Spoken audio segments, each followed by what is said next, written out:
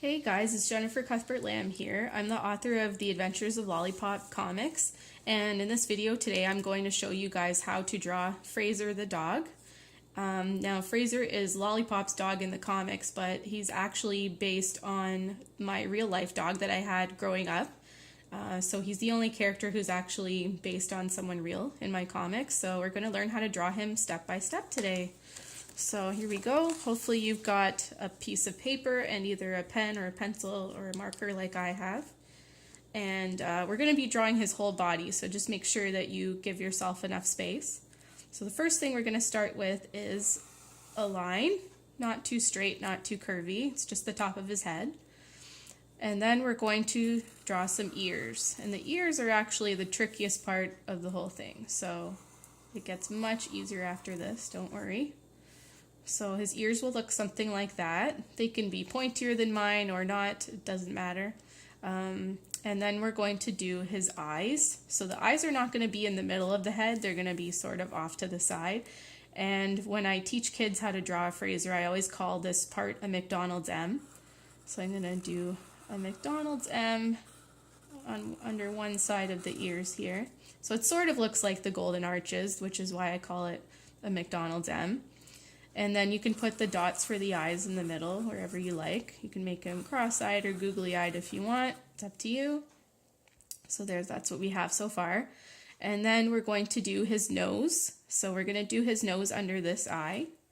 And it's going to be an upside-down triangle, but the corners are not going to be too pointy. We're going to make them a little more rounded.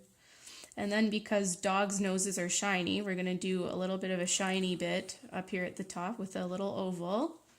And then we can shade it in. I'm just going to do mine really quick and scribbly, but you can shade yours in darker than mine. And then we just have one more line to do underneath the other eye to close it up. So there's his nose.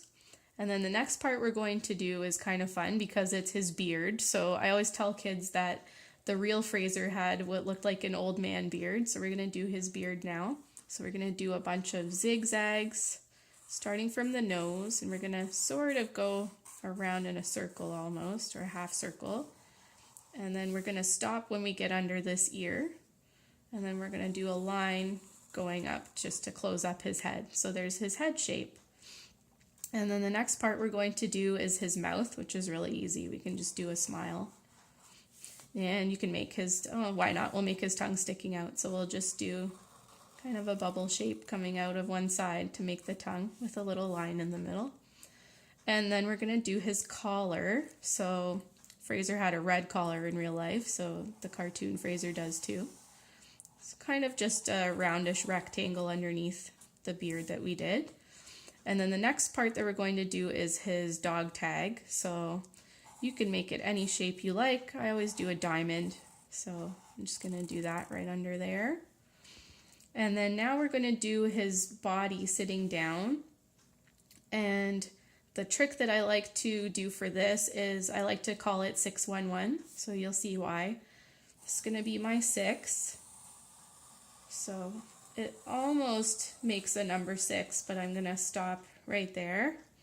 And then the ones are going to kind of look like lightning bolts, so I'm going to make them zigzaggy like we did with the beard. So it kind of looks like a 611. And then at the bottom I'm just going to make paws for him. Some little claws there. You could put a little more lightning over here too. And then that's how you can do a dog sitting down on its back legs. And you could do this for a cat as well, or any other four-legged animal probably. And then the next part, of course, we need a tail. So I'm just going to do kind of a long sausage-y shape coming out the back. And then the last thing that we have to do is just some shading, because the real Fraser had a black back and a black tail. So I'm going to do some black fur here. Mine's going to be really scribbly though, yours can be nicer than mine.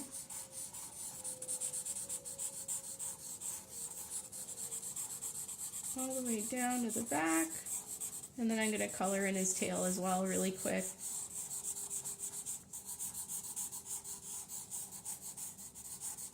Whoops. It's okay if you mess up a little bit like I just did because it's fur. And then I'm going to do a little bit on the back of his neck. And then that's it. That's how you draw Fraser. So I'm going to write his name at the top, just in case you want to write it on yours. Alright, and that's Fraser. And then I'll sign it at the side. You always have to sign your work. There, and then that's how to draw Fraser. So I hope you enjoyed learning how to draw Fraser today, and thanks for joining me. Bye!